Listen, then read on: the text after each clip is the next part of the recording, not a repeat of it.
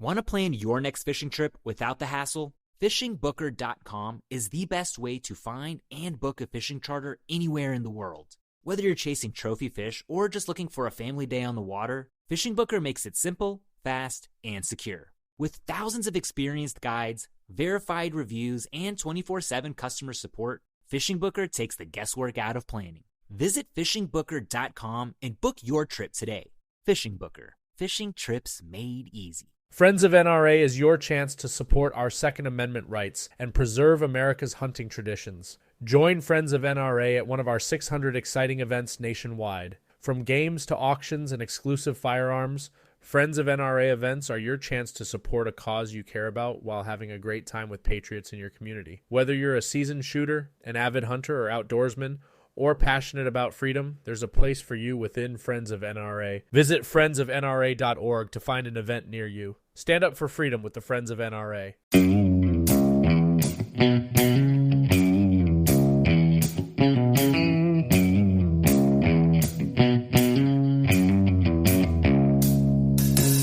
All right, welcome back to the Survival and Basic Badass Podcast, Kevin and Chuck.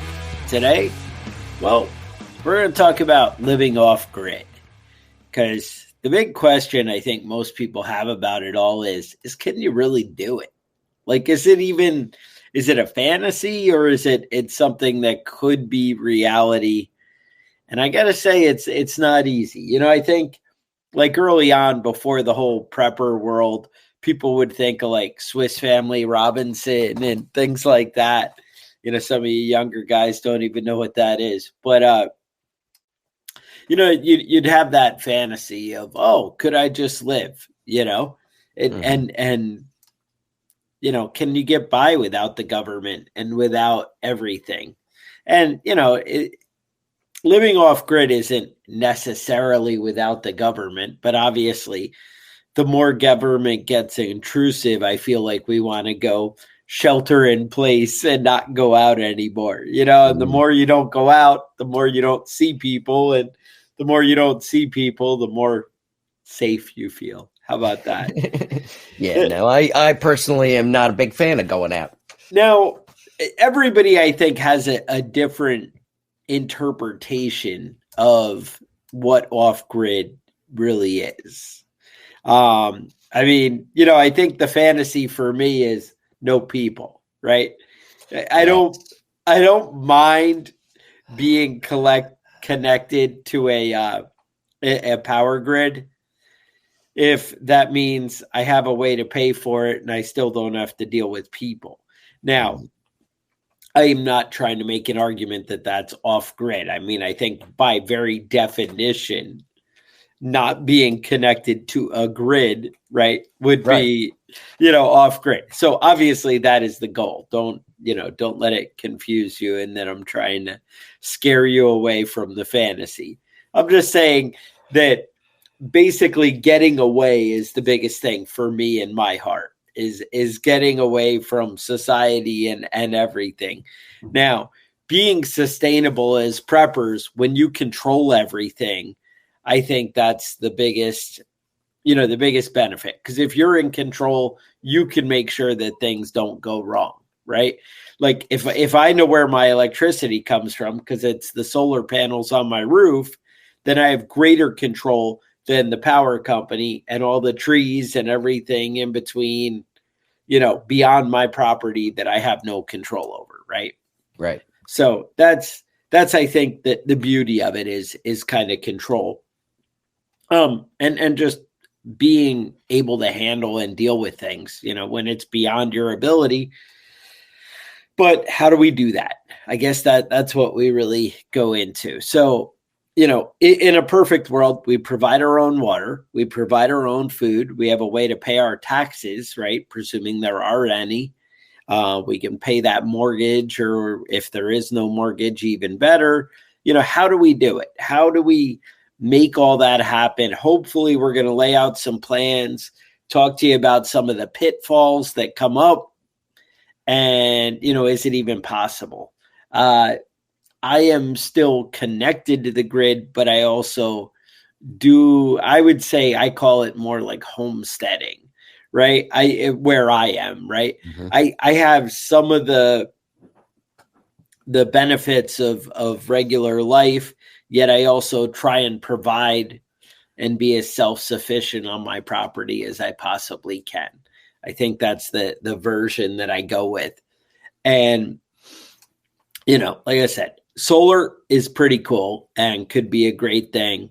And the more you can provide different things, getting your own water, that's a big thing. And then producing your own food is obviously kind of the goal. I think that's why a lot of people turn to it for the most part, is they want to have food that they're in control of that's actually what they believe to be healthy.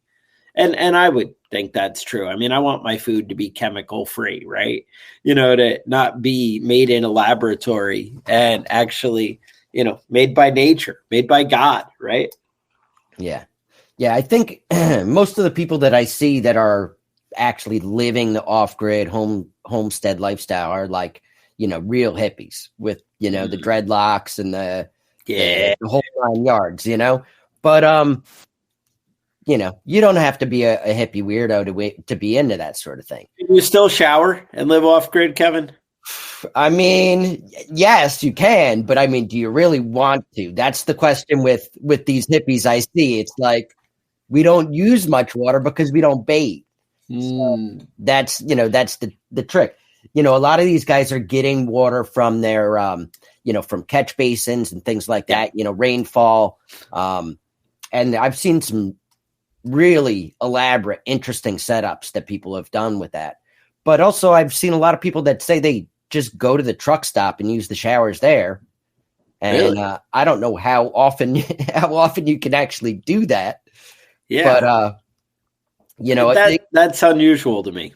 Yeah. Yeah. They were telling me, or they were saying that they get set up, and they didn't have access to water. They had to, literally carry water from a source.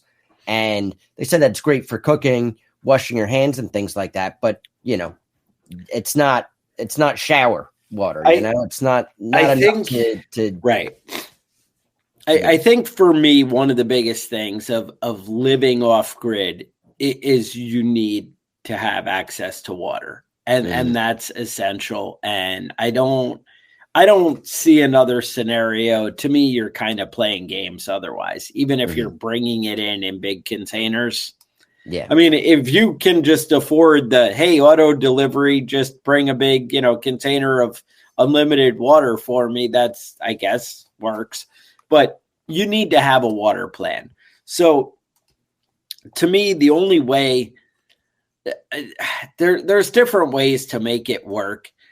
I haven't found the fantasy, make a giant podcast or a YouTube channel that just sustains everything, right? That I see people do it, and I know there are people out there who are doing it. I know my wife follows a few that are pretty cool that, do sustain everything with having something like that. Maybe you're the travel writer, right? You always see those. That used to be the thing back in the day. I'm a travel blogger and I sustain my whole income from it. Well, but it also, it doesn't have to be too extravagant. I think it comes down to, can you purchase the property that you want to live off grid on? Can you buy it outright? I think if you own the land, you have a real good shot. And there are places you can buy 5 acres for 30 grand. It's possible. You can have self-sustaining with food on an acre if you really know what you're doing. Do you have the privacy that you want if you only have a acre? I don't know.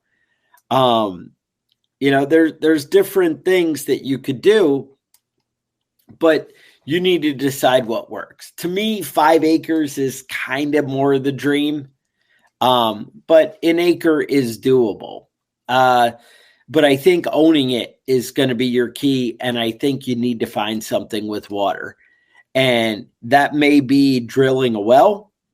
That may be, you can have these wells that you put in with the spike and it's easy. One of the big things if it's not ridiculously deep, you can do a solar well, and they're not expensive. You can be pumping water out with solar, whole setup, pump, panels, everything for under $500. But you have to dig a hole and you have to have water in that hole, right? And that has to be there. So that's not part of the 500, right? Yeah, there's some places where you can have, the water table is 10, 15 feet, below the ground. Also, there are some places where it's 500 feet you have to go down, and it's not going to be as easy to get that water up out of the ground. And so water is the key. If you do have a stream or river, one thing you might want to look into, if you haven't figured it all out yet, is a ram pump. Ram pumps are amazing. You can really get some elevation out of the water, bring the stream up 50 feet from where it was and things like that, as long as you have actual running water. I think hand pumps are cool if you can do it, but it can be a lot of work. But you need to decide, because it turns out growing food requires a lot of water. So that's something to be aware of. I guess first let's jump into where are your best places? I know I kind of did this like hybrid off-grid lifestyle where I wanted to get away and make the change, but I also still needed to work. I guess that's the answer. I chose to still have a job outside of the property. And with that, North Carolina ended up being a great choice for me. Had lower taxes. I think low taxes are a big part of being sustainable. Right. If you're paying $8,000 a year in property taxes, that's another big expense on your off-grid income, which you might have in California or New York. Right. I mean, you have your property paid off and you're still paying a mortgage basically to pay those taxes. That's a big thing. Whereas if you're somewhere where it's $200 a year for your property, that's another story. So Tennessee is really good. Alaska, Wyoming, Iowa. You can also look outside the country. I know like Belize is one of the big ones that's hot right now that people get excited about. But there are a lot of countries that you can go and kind of live off grid, and it's okay. And the environment is good for it. Right. And a lot of these countries that are lower cost of living might work out. But also on the other end of it, it's a lot more dangerous in some of these places. Uruguay is a great place if you want to have, low cost and you have some sort of an income already coming in, whether it's Social Security or retirement or a pension or something like that. And you could live there relatively inexpensively and take care of your own homestead with small amount of cost. But, you might want to be wary of people that are planning on breaking in and taking whatever you have. And you might not be able to own guns in a lot of these places. Right. Something to think about. But again, maybe that's not your only go-to, right? Mm-hmm. Maybe you don't care. Maybe you can have bow and arrow. Maybe you don't. I don't know. It depends. You need to figure out what works and also what's important to you, right? What really matters is your goals. So there are lots of good places. Like I said, I'm pretty happy in North Carolina. Alaska sounds great, but it also sounds like it can be tough. You got the huge bear predator thing going on. Mm-hmm. I mean, there's a lot of cold weather you really got to deal with. Yeah. I mean, I'm in upstate New York, and I'll tell you right now, we've got a good 3 or 4 months here where you can freeze to death if you're not continually heating your home. Right. Oh, absolutely. And the next thing I think when you think about when you do find this perfect property that you can afford now, another thought I've been kicking around too is, communal living isn't the end of the world either. People think of the hippie thing and, well, I'm not a socialist. I'm not going to do that and whatever. But you could also go with a bunch of friends where, you maybe set up one well and you can kind of work on security together. And I'm talking about from predators and things like that. Mm-hmm.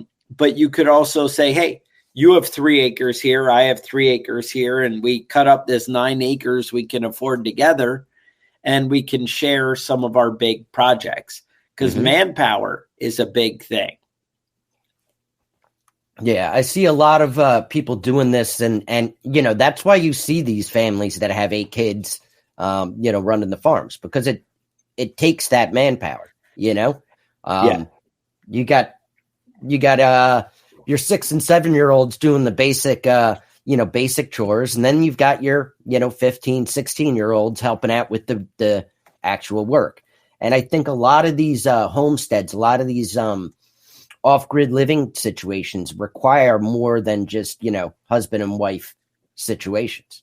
It takes more manpower than that to even to build a building. You need a couple of sets of hands. Yeah.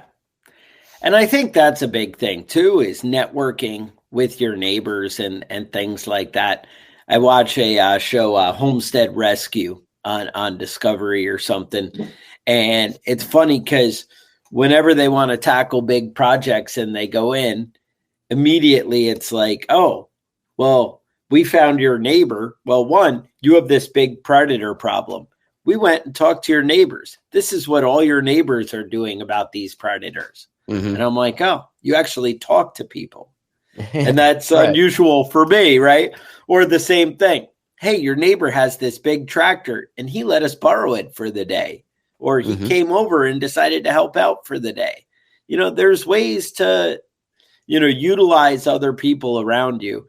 You don't have to just totally isolate. And that's a big thing. It can really make a difference. Yeah, and I see a lot of these, say commune, but I think they like to be called intentional communities. Intentional community. But where it's multiple people. Do you have a cult leader when you do it? You have a cult leader, right? Okay. I mean, that's kind of mandatory. And, but it's multiple people working the land and working the property to be self-sustaining. It's not really something you can do by yourself. And, unless you're a real like Ted Kaczynski loner out there, living in your shed. And I'm not sure that's how we all picture ourselves when we think of off-grid. Is I want to be Ted Kaczynski. Well, I mean, listen, different strokes, I guess. All right. So you do want to lay out your property in an efficient way. And there are a lot of great books on that. One of the ones I always push is The Self-Sufficient Life. But you want to think about, the different things before you, because people end up building up things and then realizing, hey, this doesn't work. Right. And then they tear it back down. Yeah. You want to think about efficiency. You want to think about how things are going to work. Do you need to be near your livestock so that you can protect it from predators? Things like that. Yet, how far away do you want them from the house that, it's not a big pain to go feed them, but you also don't smell the pigs in your bedroom.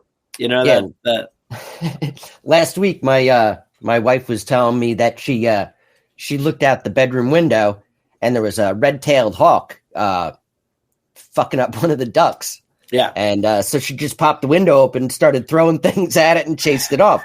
But I mean, if it's across the lawn, she doesn't have that kind of arm, And what was on the windowsill that she threw? Well, it was some Christmas presents, but I mean, yeah, but they were from you. Did she really appreciate they them were anyway? for me. So it was nice. Okay. It wasn't her stuff. So it's all right. Right. It was all right. But I mean, it's one of those things that you have to be aware of when you're setting up your property.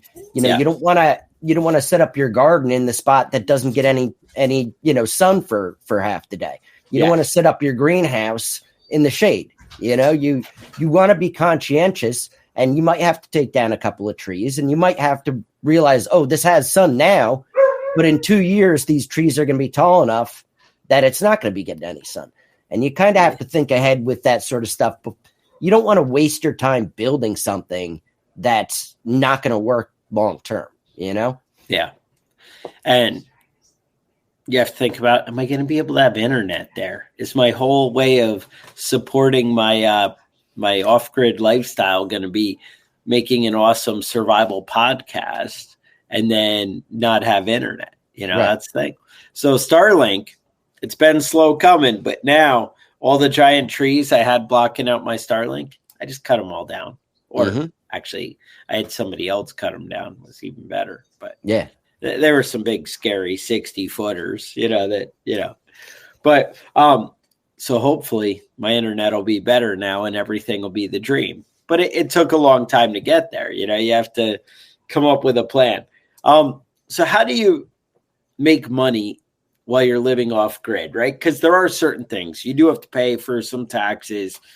You maybe get some clothes, maybe you get some animal feed that, to keep things going. It's very, one of the big things with animal feed we'll get into, but there's a balance between predators and, and foraging, right? So you have to find a way to get everything to exist together. So bottom line, a lot of times you need money to run a homestead. So money is going to come from maybe, like I said, maybe it's a podcast or writing articles or some social media thing that you have a fantasy of making. Maybe you have like a remote job and you can do that. That's awesome. Not everybody can find a way to pull it out. I can't find a way to pull out living the lifestyle I want to live and make money doing that, right? That's not an option for me, but maybe somebody could figure that out. Firewood and timber, right? That's a big thing. Cutting and selling firewood or making logs or sawmill, that kind of thing.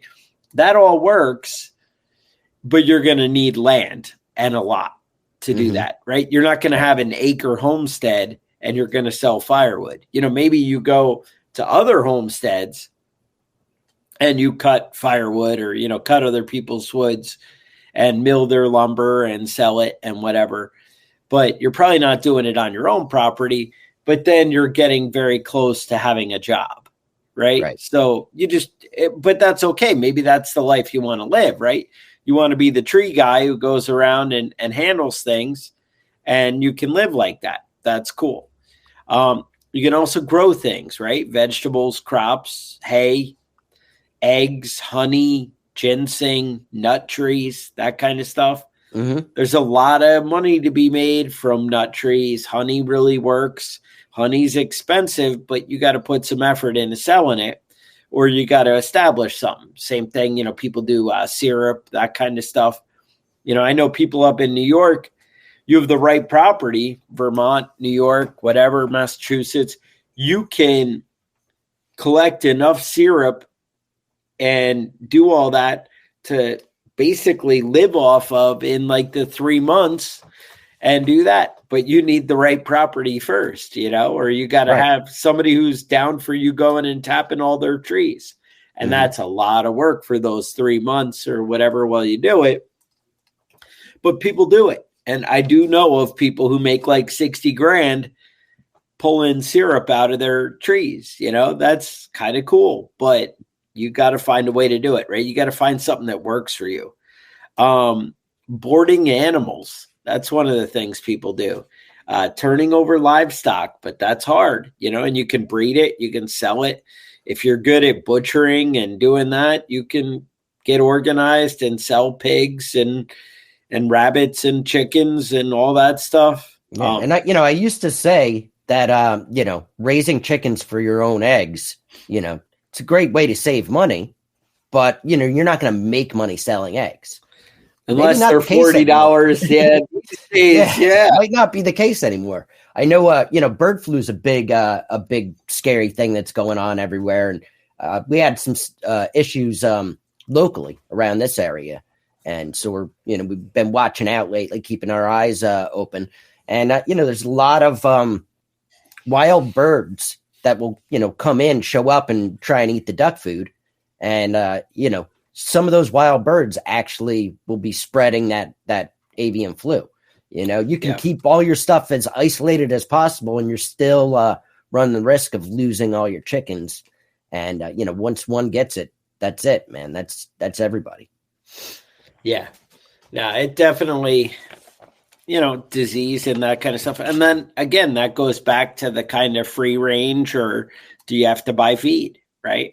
So one of the big things, I've always been insisting on my chickens kind of being free range and doing that kind of thing. And we would like feed them in the morning and feed them at night a little bit. They'd be out clearing ticks on the property, and the fantasy is great. We'd randomly have issues with a fox or whatever come and take a couple out. But then it just has progressively gotten worse. Obviously, this is where I am. It's not the same for everybody. The hawks and everybody just come by and, eat my chickens. And that's not sustainable, right?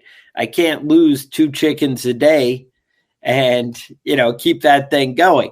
So, yeah, it's cool that I get free feed. Yeah, It's cool that they're out eating ticks. It's cool that the chickens are healthier and better because they're all free range. But it doesn't always work. And that's the thing. So you have to find a way to do it. It's funny. I talked to a farmer when I was a kid about cattle. And I was like, so if I don't want to actually like grow fields of hay, I just want to have my cattle free range, and I want to be able to sell cattle and make enough money, to keep it going. How big of a, property do I need?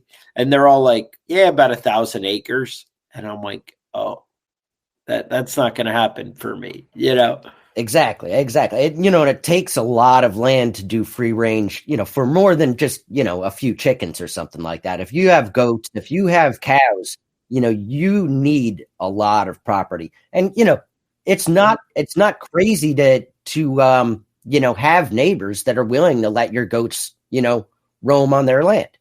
It's completely reasonable. A lot of people say, great, I don't have to mow my lawn as often anymore. All those overgrown bushes in the back, now it's not an issue. The big thing is solar farms like to have the goats come over and hang out. Yeah. They just eat right around. And yeah, I had a friend that actually had an issue with that. They asked him if he wanted to use the goats for to go around like overpasses and stuff by the thruway, along the structures around the roads. And he got all his goats off of milking, and then they said, "No, never mind." And so he ended up having to sell all his goats because he got screwed over. But I mean, because the deal fell through. The deal fell through, right? So now he was just out of luck. Now he's not making milk or making income. Yeah. No, that's a big thing. I think another thing is to be able to look and assess your property and take time to, hey, what's working for me and what's not? Am I spending half my day getting water or irrigating my water, right? Is that where my big time sucker is? Or, assess what's going on your property and then start to think of ways that you can change it. And there's nothing wrong with, well, one, start researching, go on the internet, read some books and see, but sometimes you got to do, you got to actually take action and trial and error and see what works and what doesn't work for you. But you got to look around and see, how you can make it work. Because I watch, people struggle with water, and I see them spend hundreds and hundreds of dollars trying to come up with a solution.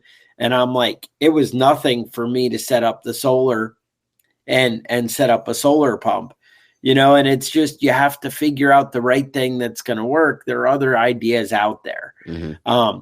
There's things with predators, eventually you need to give up fighting predators, and hey, maybe they need to be less free range.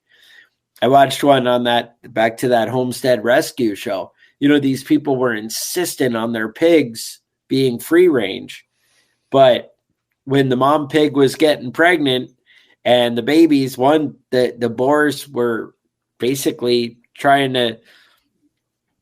they would smash into the pregnant mom and, try and get her to abort so she'd go back into heat and that kind of stuff. You have to, different things that just, you have to accept reality. Right. And I think that's a hard thing. It's hard to mesh reality with the fantasy.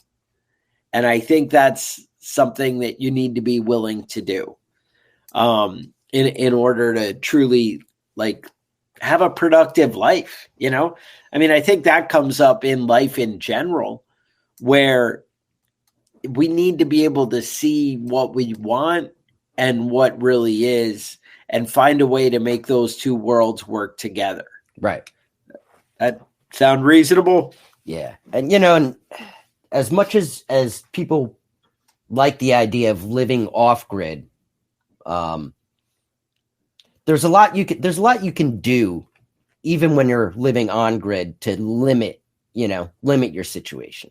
Collecting your rainwater, setting up solar panels so that you can have some electricity without relying entirely, maybe you still have your electricity hooked up, but you're not relying entirely on the power company. You have a big windstorm and maybe you're the only one that still has electricity because of the solar panels. Maybe you've got a generator that you only run for a couple hours a day to charge up your computer and your cell phones and then turn it off again, but a lot of the things that we deal with, a lot of the things that come up, you don't even think about, getting rid of your waste.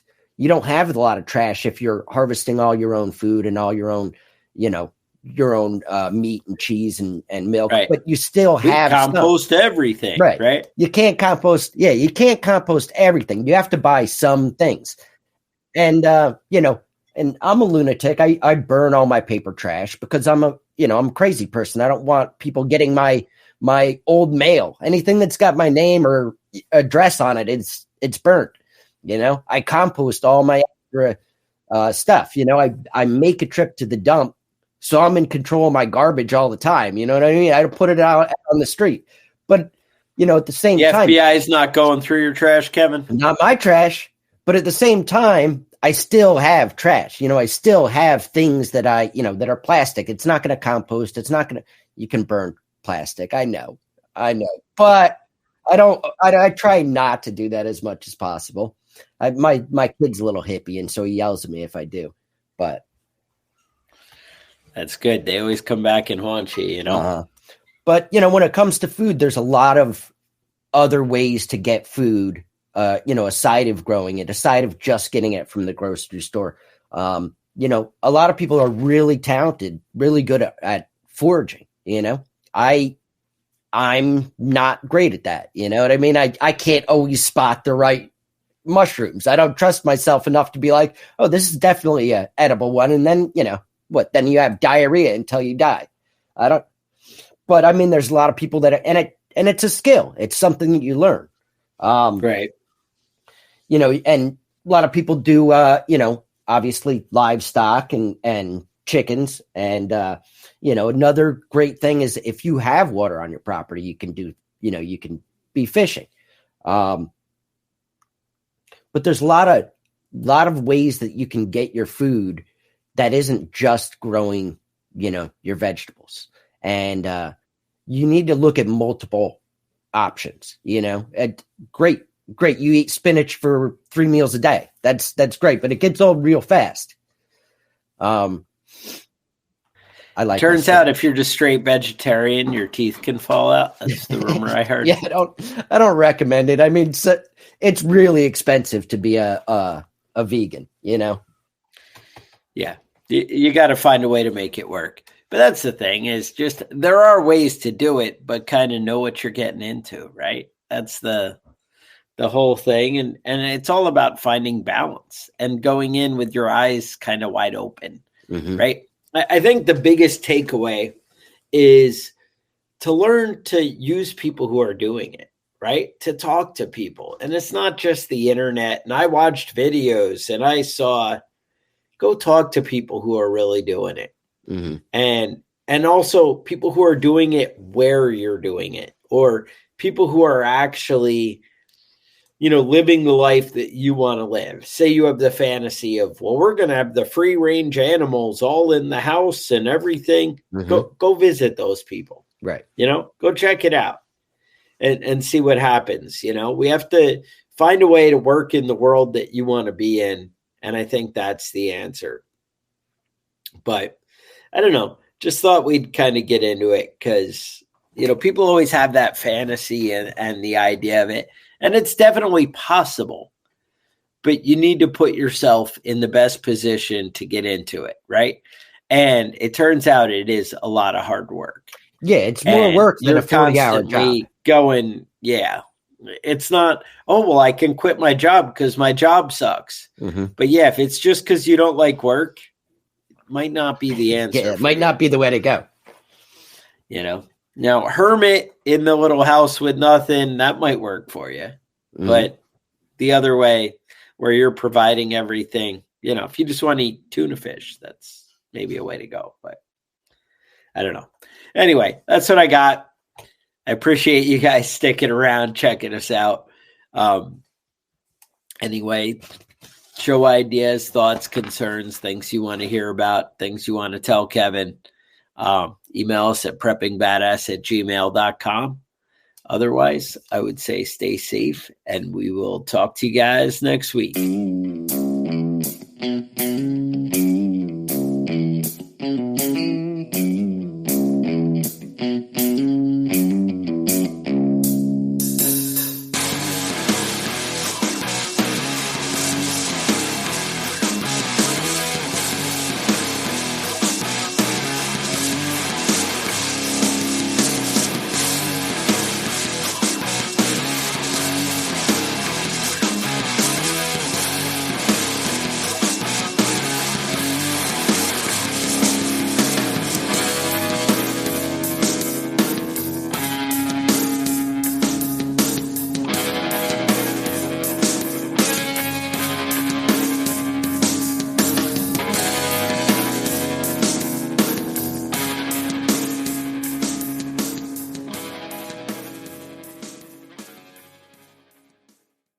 Outdoors isn't just a place, it's a lifestyle. Experience the action and unforgettable stories with Silver Kings, Sundays at 8 a.m. Eastern on Waypoint TV, wherever adventure takes you. Waypoint TV, your destination for outdoor entertainment.